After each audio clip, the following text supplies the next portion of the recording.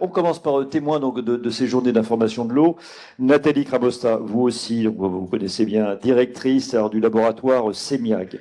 Le CEMIAG, donc, c'est le centre de micro-analyse de gaz. Donc, c'est un laboratoire de contrôle en fait de gaz pour air liquide, hein, principalement, et ses filiales. Voilà, donc c'est ça.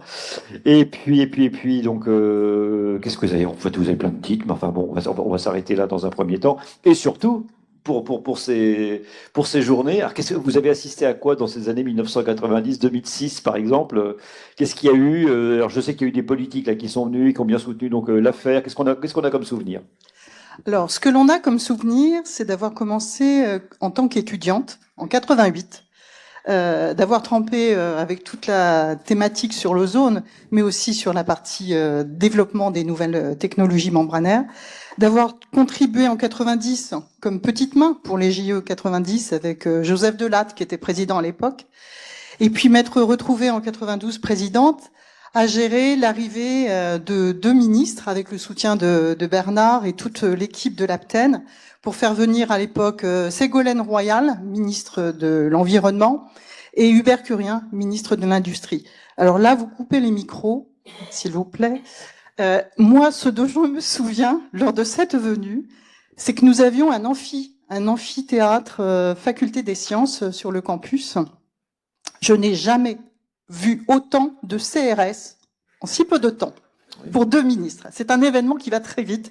5 minutes avant, il y a strictement rien, et après, une nuée de CRS, et vous apprenez que les deux ministres que vous attendiez un petit peu plus loin, dans la salle, mais il y a 250 tout autour. CRS. Mais un très bel événement, et puis beaucoup d'autres événements avec le soutien ensuite de toutes les communautés de communes, la région, et d'autres ministres qui nous ont soutenus pour la suite. Donc voilà, pour moi, ça c'est un événement, et je poursuivrai en disant, je propose à tous les jeunes étudiants de participer parce que dès ces années-là, il était rare de pouvoir mixer des industriels, des professionnels et avoir l'opportunité de les rencontrer dans un cadre aussi sympathique que les journées information. C'est vrai que ça se faisait pas, on était chacun dans son silo et ça, voilà.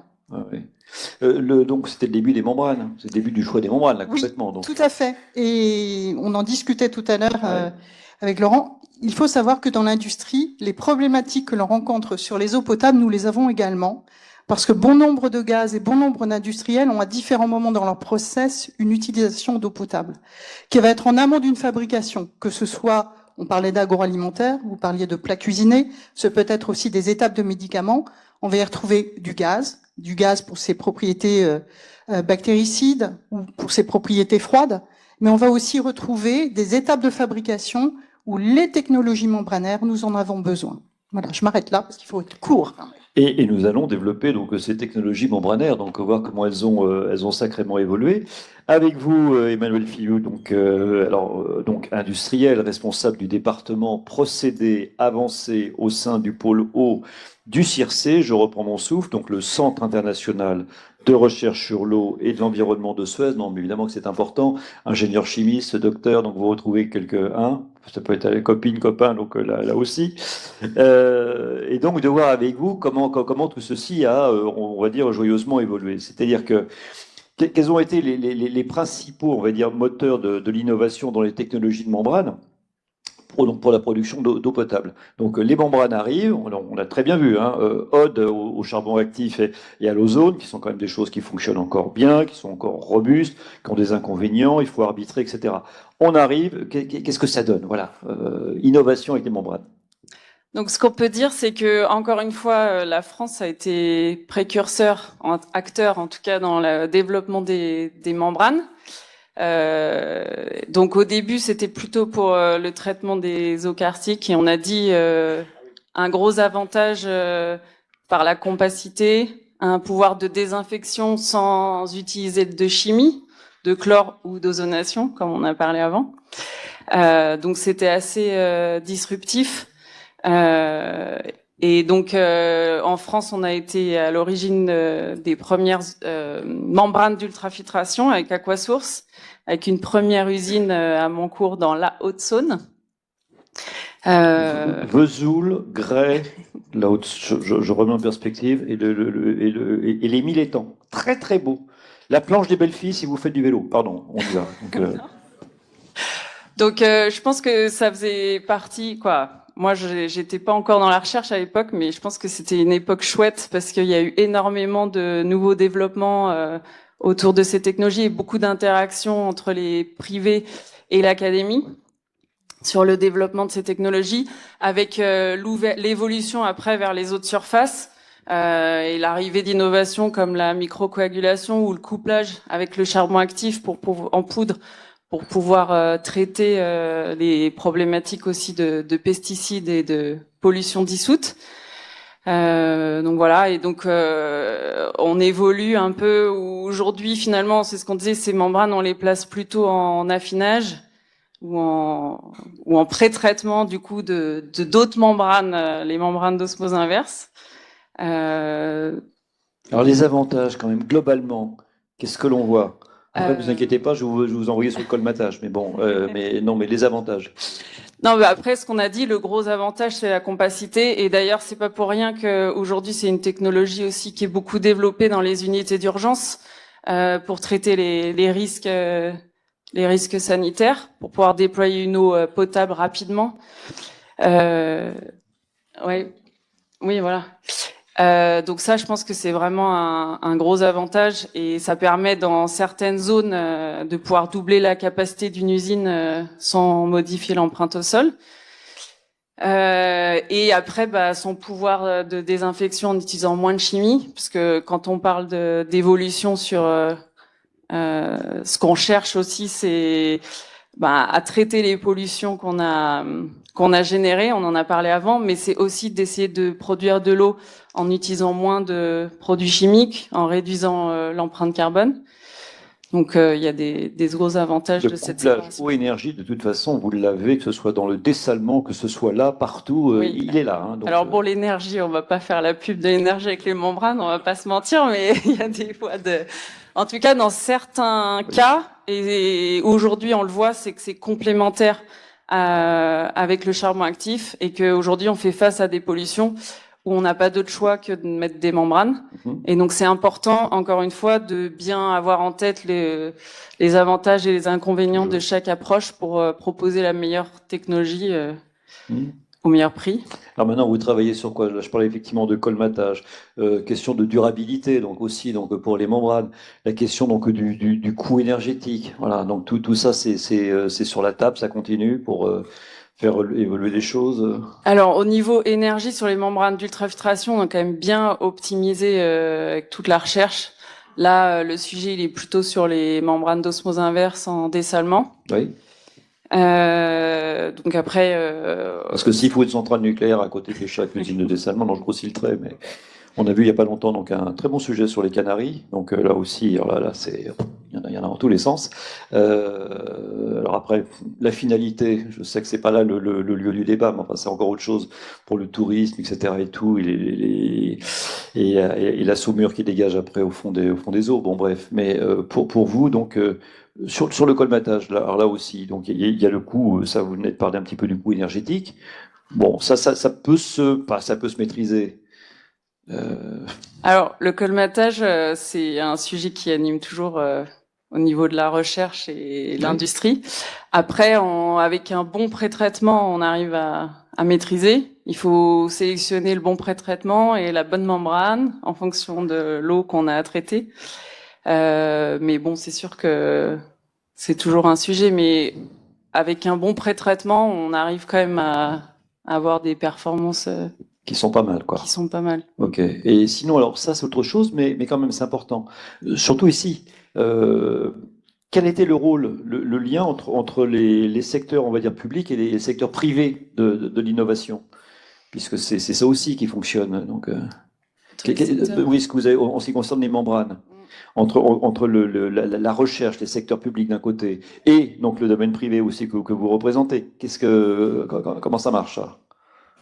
Après, on travaille avec beaucoup d'académiques, mais je pense que encore une fois, c'est toujours la recherche fait beaucoup de recherches fondamentales sur les meilleures membranes, les nouveaux matériaux, comment mieux caractériser le colmatage, comment mieux gérer justement optimiser les conditions d'utilisation. Et après, nous, on va aider à prendre le relais pour l'industrialiser, le mettre en œuvre, puisque aujourd'hui, on voit qu'il y a plein de nouvelles recherches sur des nouveaux matériaux, des nouvelles membranes qui font rêver, avec des besoins énergétiques moindres, moins de colmatage. Mais on se rend compte que c'est très dur de les industrialiser. Et le scale-up est pas forcément facile. Donc c'est là aussi où nous on accompagne ces universitaires pour essayer de mettre, pour comment on peut les mettre en œuvre après sur les usines. Alors, nous sommes dans une société absolument donc merveilleuse avec des polluants émergents.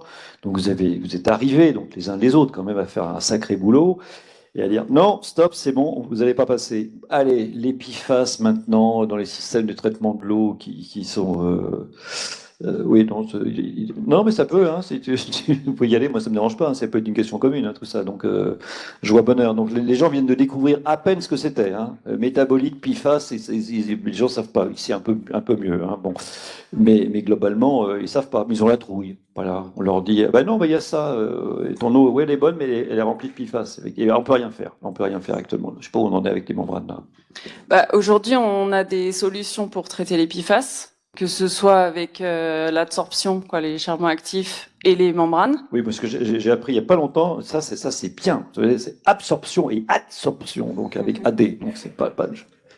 Et oui. Donc aujourd'hui, on sait les traiter. Après, c'est encore une question de coût et de mise en œuvre. Non, mais on sait, c'est ce que vous dites. On sait techniquement aujourd'hui, scientifiquement, on peut les traiter. Parce que moi j'ai vu le nombre de PFAS le nombre de PFAS qu'il y a. C'est énorme. En fait, il y a des solutions pour les traiter, on sait les traiter. Après, le problème des membranes, c'est qu'on les concentre. Donc après, nous, la recherche, elle va plutôt se concentrer sur le traitement de ces concentrats et la destruction. Mais sinon, les membranes ou le charbon, on sait comment le mettre en œuvre. Après, c'est toujours une question, comme on disait tout à l'heure, de taux de renouvellement du charbon, de régénération du charbon. Et puis de gestion des concentrats, mais on sait il y a des solutions pour les traiter. Alors, nous avons juste à vos côtés un homme du colmatage, si j'ose dire. Recherche publique, cher Benoît Téchenet, donc maître de conférence. On y va. Donc tout petit, vous êtes dit, je veux être dans la membrane. Vous aviez 4 ans et demi, formidable. À peu près. Et peut-être 5 ans. Hein. Allez, c'était ça. Oui, non, mais c'est un de vos objets d'études. Donc oui. Moi, ça fait un moment que Alors, à quel endroit vous êtes? Pardonnez-moi. Alors moi, j'ai fait ma thèse, mes études à Toulouse, donc au cœur du développement des membranes, notamment les membranes fibres creuses. Et il faut parler de Philippe Aptel quand même, qui est un monument des membranes. Grâce à lui, on a eu grâce à ses travaux et à son équipe, on a eu les fibres creuses qui a amené cette compacité dans les procédés. Alors à l'époque, c'était dans les années 90, c'était que des membranes planes ou spiralées, puisqu'il y avait encore de l'osmose nano. Les travaux ont amené à la création de fibres creuses, donc de petits spaghettis creux en plastique qui permettent de filtrer et séparer beaucoup de bactéries, de virus, etc. Et il y a eu toute une équipe qui s'est créée en collaboration avec Suez. C'était pas Suez à l'époque. Aquasource. Donc le labo Membrane qui s'est appelé à Toulouse et qui a généré beaucoup de thésards. Donc moi je suis le petit-fils de cette génération-là. Et je sais plus ce que je voulais dire. Non, on était parti à la fois mais sur le colmatage, mais on peut embrayer peut-être. On va se garder le colmatage. On va embrayer sur les PFAS. C'est-à-dire aujourd'hui, donc avec ces membranes, on va dire, il y en a un certain nombre qui sont aussi sûrement émergentes. Est-ce que là aussi ces nouveaux polluants, donc qui agitent votre quotidien, qu'est-ce qu'on peut espérer? Ça fonctionne. Oui, les membranes d'osmose face aux PFAS, ça fonctionne bien, mais encore une fois, on les sépare. On récupère un fluide concentré, chargé de PFAS, donc un déchet. Il faut gérer ce déchet. C'est ça. Pour l'instant, c'est assez compliqué. Il n'y aura pas de solution. On peut pas mettre des membranes partout, puisqu'il faut une centrale nucléaire. Il en faut un peu plus en France, si on veut. Voilà. La recherche, elle va partir là-dessus, c'est-à-dire développer des procédés membranaires qui permettent de séparer à moindre coût énergétique toute une sorte de polluant. Et derrière, la recherche va partir sur le traitement des déchets des procédés membranaires. Oui, donc les limites de cette affaire, ça va être beaucoup dans les traitements après, sur les déchets ou c'est... Sur les concentrats, comme en Ouais, osmose sur les inverse, c'est de gérer ces concentrats d'osmose. Oui, voilà. oui. On peut dire balancer à la mer, c'est très bien. Après, quand on regarde les études sur les analyses de cycle de vie des procédés membranaires, la fabrication, même si ça reste du plastique, ça reste faible par rapport à l'impact du fonctionnement, c'est-à-dire produits chimiques et énergétiques des procédés. Ah, d'accord. Mais la fabrication, en fait, c'est du plastique bien utilisé, puisque les durées de vie sont assez longues. Donc on a du plastique plutôt... Durée de vie assez longue, je ne me rends pas compte, là je suis une membrane. 5-10 ans, c'est Laurent Emmanuel Ouas. Ouais. On va rien dire là-dessus. Non, ouais, 5-10 ans, oui, 5-10 ans. Non, mais il a raison, notre opérateur, là, le distributeur, là, Laurent Moulin, il s'est dit, ah, bah, vous êtes gentil, mais ça dépend quand même des membranes. Donc, des défis techniques. Alors, les perspectives, on y va, tiens, on va se dire, allez, dans 30 ans, on va se retrouver là, c'est génial. Dans 50 ans, ça fera 80. Alors, les perspectives, moi, j'en vois plusieurs, c'est-à-dire que les matériaux membranaires, certes, après l'utilisation de nanoparticules, notamment, on est parti sur les matériaux 2D, on voit les limites maintenant et les recherches s'orientent plutôt vers des créations de canaux d'eau artificiels pour simuler des membranes bactériennes, on va dire, pour augmenter la sélectivité. Donc il y a beaucoup d'études qui se font aux États-Unis ou à Montpellier aussi également là-dessus. Donc ça permet d'augmenter la sélectivité et augmenter les flux d'eau, donc réduire les coûts énergétiques. Après, sur le colmatage, c'est la prédiction, l'automatisation, donc l'intelligence artificielle. Les questions qui se posent, c'est est-ce qu'on transfère le coût énergétique du colmatage vers des serveurs informatiques ou on arrive à quand même contrebalancer et réduire ça, c'est des questions encore ouvertes là-dessus. Non, mais c'est les trucs de Shadok. Hein. C'est vrai que le côté intelligence artificielle, moi, je ne nie pas une seconde l'intérêt du truc. Ça dépend comment c'est récupéré. Hein. C'est toujours pareil, la notion de progrès. Faut toujours faire un petit peu gaffe, mais là, ça relève vraiment du sociétal, ça relève du politique, ça relève d'un consentement commun ou pas. Mais après, il y a quand même l'énergie, il y a quand même des murs là qui sont là. On a l'impression qu'on est complètement hors sol dans cette société de dingue, mais en même temps, non, c'est pas ça. Moi, ce qui m'intéresse aussi par rapport aussi à nos jeunes, non, mais vous êtes un type passionné, et ça, moi, je l'entends, mais vraiment à 200%, Benoît. Qu'est-ce qui vous plaît dans votre job quoi, de chercheur et pourquoi Alors peut-être votre vie va pas être consacrée. Bon, je disais ça tout à l'heure en souriant, mais ce sera pas que des membranes. Mais ça vous plaît, ça vous intéresse donc intellectuellement. Qu'est-ce qu'il y a qui vous là c'est la liberté. Notamment là, par exemple, on travaille avec des collègues sur le plasma couplé à des membranes. Donc pour faire lien génération d'ozone et membrane directement in situ. Voilà, c'est cette liberté de ne pas avoir de limites sans réfléchir à comment dire, la mise en œuvre industrielle derrière, clairement. Non, mais c'est formidable, c'est pas la peine. Moi, je suis pas là pour ça. Voilà. Oui, bien sûr, vous n'êtes pas là pour ça, mais on l'entend très très bien. Après, et c'est comme ça qu'on a évolué. Et on sait très bien que ça a été, on a eu des grandes inventions qui sont sorties grâce à des scientifiques et des chercheurs comme vous, alors qu'ils n'avaient pas prévu forcément l'utilisation qui était derrière. Après, vu les conditions de financement, on est obligé de travailler sur la mise en œuvre industrielle de nos recherches. Bien sûr, on va parler donc notre nouveau ministre de la recherche là, qui pas de suite. Bon, ok, je vois bonheur. Un distributeur, nous l'avons, cher Laurent Moulin, Haute-Paris. Voilà, alors là, ça rigole pas parce que alors, combien vous desservez de personnes avec Haute-Paris aujourd'hui Alors, moi j'essaie de faire l'interface entre la recherche et l'industriel. Hein, voilà. Donc Haute-Paris, c'est 2,2 millions de personnes dans Paris intramuros, sauf que c'est une capitale, donc il y a beaucoup de gens qui viennent travailler. Donc en gros, on dit grossièrement 3 millions d'usagers. Ouais, c'est le chiffre que j'avais. Voilà, à peu près. Donc ça fait 450 000 en gros mètres cubes produits par jour et distribués. Bon, alors, une des obsessions, et c'est normal, c'est les risques microbiologiques, peut-être d'abord. Qu'est-ce que c'est ? Oui, alors pour moi, par exemple, parce que je suis microbiologiste de formation. Pardonnez-moi, docteur en microbiologie, responsable du service R&D. Donc tout le monde n'est pas parfait, voilà. Et donc moi, je suis microbiologiste. Il y a beaucoup de chimistes, souvent autour de cette table, mais voilà, il y a un peu de microbiologiste aussi. Oui. Donc oui, c'est le risque microbiologie, mais on l'a un petit peu abordé précédemment avec l'ozone, et puis là on l'a un peu dit. Les membranes, alors on n'a pas trop décrit les membranes, mais en fait les membranes, il y a plein de membranes en fonction de la taille des trous dans les membranes. En fait, ça va des membranes avec des grands trous, avec des membranes avec des trous de plus en plus petits. Et je dirais un peu le premier usage des membranes, c'était de remplacer un peu l'ozone dont vous parliez avant, qui permettait d'éliminer un certain nombre de micro-organismes, qui étaient certains, notamment les parasites, donc qui sont les crypto, les giardia, qui sont des micro-organismes qui sont des zoonoses, ils peuvent être produits par certains mammifères, et puis ils peuvent donner des gastro-entérites à des humains. C'était des micro-organismes très très résistants. Est-ce que ce sont les rats, parce qu'il y a autant de rats que d'habitants? Alors là, c'est plutôt une des bactéries qui sont les leptospires pour les rats, mais voilà. C'est plus une transmission, je dirais, par des usages récréatifs que par l'eau potable. La leptospire par l'eau potable, c'est pas réellement un vrai point. C'est plus récréatif. Et donc ces parasites qui étaient bien plus gros que des bactéries, on est de l'ordre de la dizaine de micromètres sur ces parasites, ils étaient très résistants au traitement de désinfection, et pour les éliminer, il faut soit utiliser des quantités très importantes de désinfectants, d'ozone, et puis même certains sont les cryptosporidiums sont presque totalement résistants au chlore. Et les membranes ont permis, en sélectionnant des tailles de membranes avec des trous qui étaient plus petits que ces parasites, de bien les éliminer.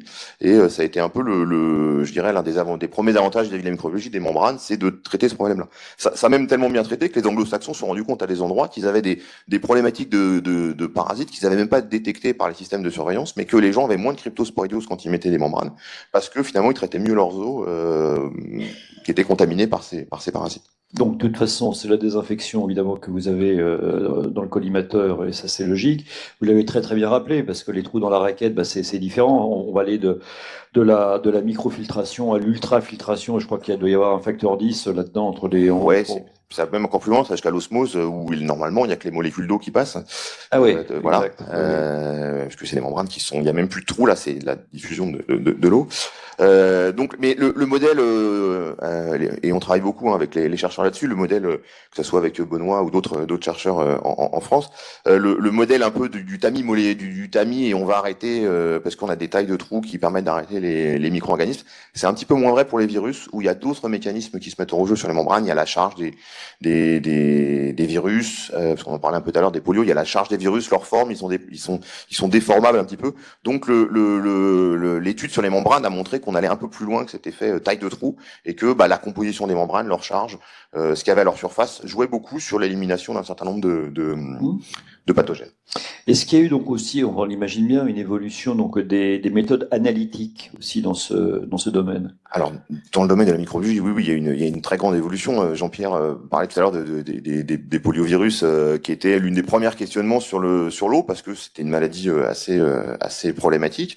Mais c'est clairement pas les virus qu'on trouve les plus souvent dans nos eaux. Nous, c'est plutôt des virus qui provoquent des gastro-entérites, qui sont pas très graves pour le commun de la population, mais qui peuvent être plus embêtantes pour des gens fragiles ou très âgés.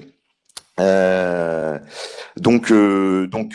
virus, ils n'étaient pas faciles à chercher, et l'évolution des méthodes, et notamment l'arrivée de la biologie moléculaire, dont on a beaucoup parlé pendant le Covid, vous l'avez cité tout à l'heure, ça a un peu montré qu'on pouvait très rapidement suivre ces micro-organismes. La biologie moléculaire dans le monde de l'environnement a permis de suivre certains virus qu'on ne suivait pas avant, et de s'intéresser à des problématiques un peu nouvelles vis-à-vis des membranes, et de l'élimination des virus par les membranes. Moi, je reviens quand même aussi, bon, ça c'est la question un peu classique, je vais commencer, mais les limites de ce traitement pour vous qui êtes aujourd'hui distributeur? Alors, les limites, c'est comme tout traitement, il y a un certain nombre de limites. Je pense que on va pas revenir sur le colmatage, mais au-delà du colmatage, il y a le vieillissement. Et les membranes, elles peuvent, parce que c'est des procédés industriels qui vont rester 10 ans pour certaines membranes installées, eh bien, il y a des trous qui se font dans les membranes, il y a des membranes qui se cassent, il y a des membranes qui vieillissent, qui deviennent... Il faut vérifier qu'elles ne deviennent pas plus poreuses, et donc leur efficacité de filtration, il faut le valider, le vérifier en permanence, qu'on va bien arrêter nos cryptos, nos giardia, ou les virus, si c'en est d'autres. Et c'est des thématiques importantes à voir sur les limites des membranes. D'autres limites des membranes, c'est toutes ces molécules un peu compliquées à éliminer. Eh bien, il faut vérifier que les membranes les éliminent bien. Donc, il y a beaucoup de travaux sur l'élimination de certains composés par les membranes. Et c'est pas toujours facile, donc parce que des fois les charbons, même s'ils donnent toujours satisfaction sur certaines nouvelles molécules qui sont très très polaires, ils ont quand même du mal. Donc les membranes sont un peu la chance qu'on a actuellement de travailler sur ces molécules-là. même si c'est pas toujours parfait. Et alors, est-ce que vous allez abandonner la chloration, pardon, donc le chlore ou pas? Alors moi comme ça là, c'est une question très compliquée. Il y a deux usages du chlore. Alors, c'est un petit peu, faut rentrer un peu dans les détails. Il y a l'usage du chlore à la fin de l'usine qui est une barrière de désinfection. On a essayé de mettre de l'ozone. On peut éventuellement avoir des membranes, même si comme on n'est jamais très sûr de leur intégrité, on compte pas trop de crédit d'abattement sur les membranes. En tout cas, les membranes du F classiquement utilisées. Et puis après, on avait des UV. Et puis à la fin, on a souvent mis du chlore parce que ça permet d'éliminer notamment certains virus qui sont assez résistants aux UV. Et après, il y a le chlore dans le réseau qui permet d'éviter le redéveloppement des bactéries qui peuvent éventuellement être problématiques pour certaines personnes. Je pense aux légionnelles, je pense aux mycobactéries ou aux pseudomonas. Et donc, on met un petit peu de chlore, ce résiduel de chlore, pour éviter le développement bactérien. Donc, est-ce qu'on doit arrêter cette partie-là? C'est des questions qui reviennent très régulièrement chez les distributeurs d'eau. Je pense c'est difficile de décider maintenant et d'avoir une vision très claire de ce qui peut se passer dans le réseau. Voilà. Donc c'est vrai qu'il y a toujours les questions du goût, ça c'est un classique chez les gens, donc ça a goût de chlore. Bon, ça quoi, moi je leur dis effectivement, vous laissez votre carafe d'eau pendant 1 heure ou 2 heures et a priori ça doit dégager, mais enfin bon, c'est quand même. Alors. Ce goût, il est lié au chlore, bien sûr, mais il est aussi lié à la réaction du chlore sur la matière organique. Donc, normalement, un très bon traitement où on a très peu de matière organique, on devrait avoir une eau, même s'il y a un peu de chlore, qui devrait pas avoir des goûts très marqués. Après, voilà.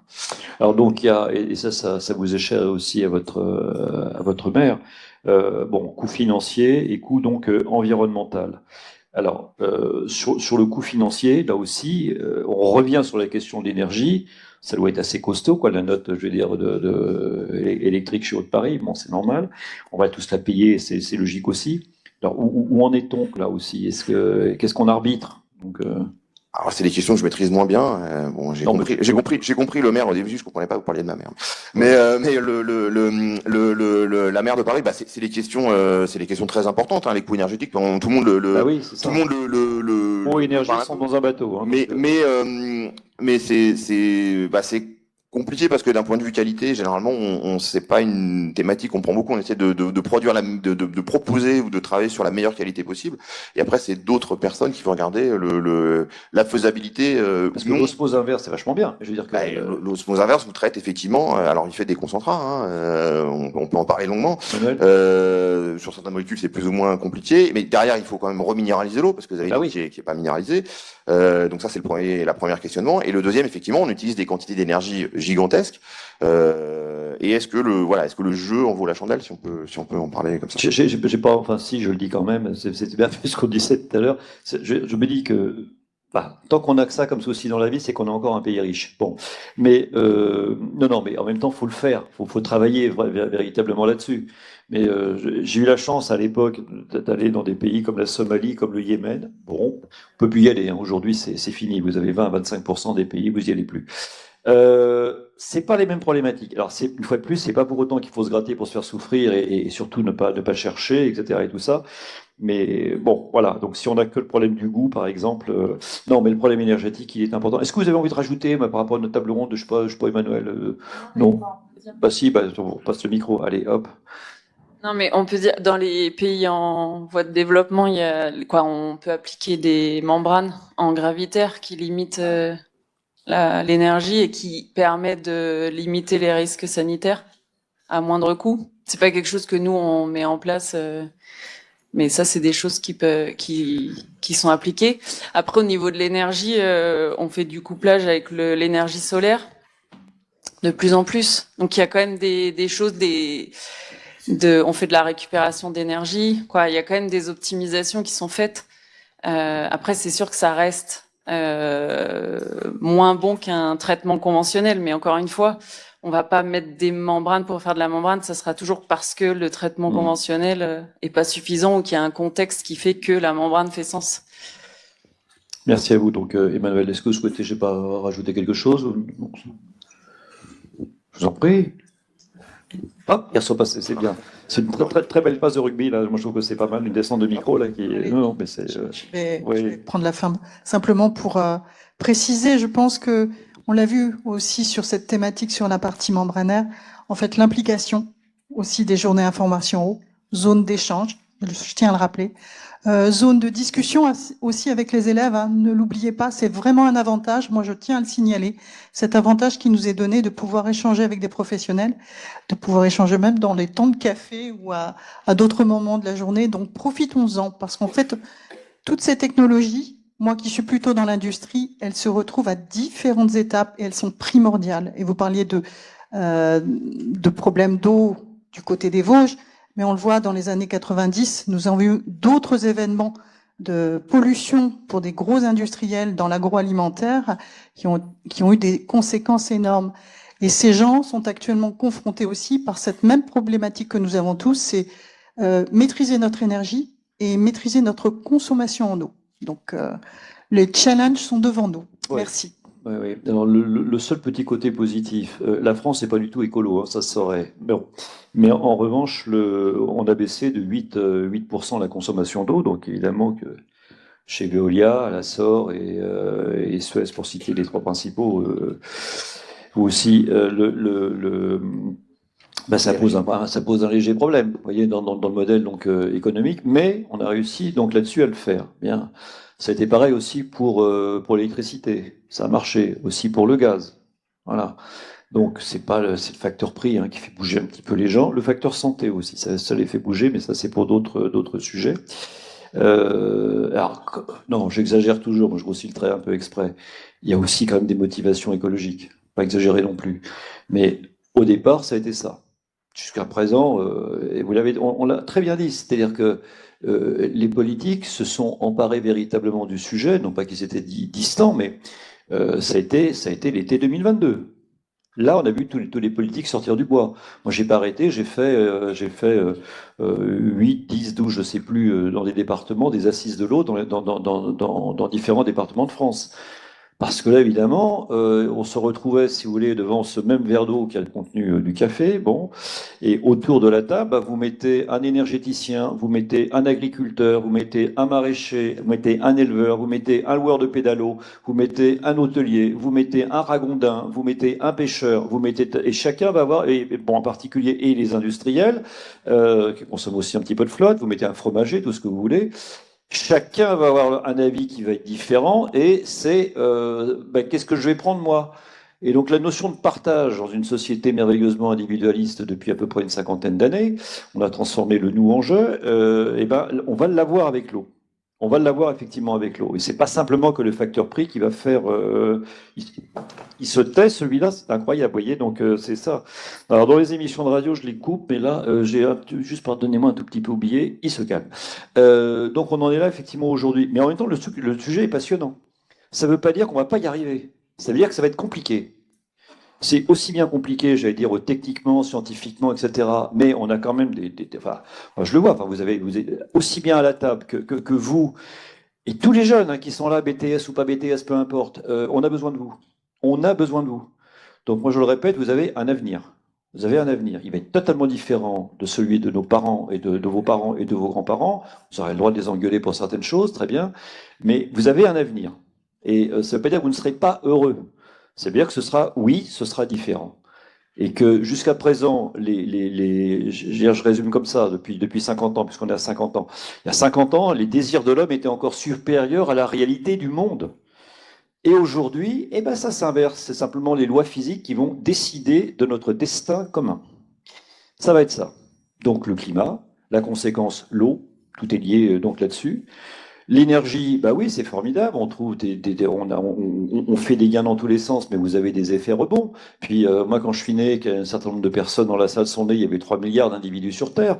On est 8 milliards donc aujourd'hui. Donc qu'est-ce que l'on va faire? Oui, l'IA, c'est génial, ça va nous sauver. Ouais, tu parles. Ça va nous aider. Ça, c'est sûr. Ça va nous aider. Mais après, si on bloque sur le mur énergétique, bon, bref. Mais en tout cas, le truc est passionnant. Donc vous avez un avenir. Vous voyez, vous allez démerder la pelote, là aussi, qui est là. Non, ça va passer par du comportemental, tout ça. Ça, c'est de l'individuel. Ça va passer par du politique, c'est-à-dire de l'organisationnel de la société. Et ça va passer aussi par de la science et de la technique. Voilà. Donc, il va y avoir un mix de tout ça. Et derrière tout ça, c'est juste un tout petit mot qui s'appelle la paix entre nous. Quand je vous ai montré le verre, ça veut dire comment on va éviter de se mettre sur la gueule autour, effectivement, de l'eau. Ça va être ça. Et c'est là-dessus, en fait, que même, vous voyez, si on est technique, si on est très très bon sur les membranes, tout ça et tout, mais en fait, consciemment ou inconsciemment, chercheurs et scientifiques que vous êtes, vous travaillez donc aussi là-dessus. Travaillez pour la paix hein, quand vous travaillez pour l'eau. Ouais, ouais, non, mais c'est une réalité. Un grand merci donc à vous toutes. Vous, voilà, vous les applaudissez, vos deux femmes, vos deux hommes.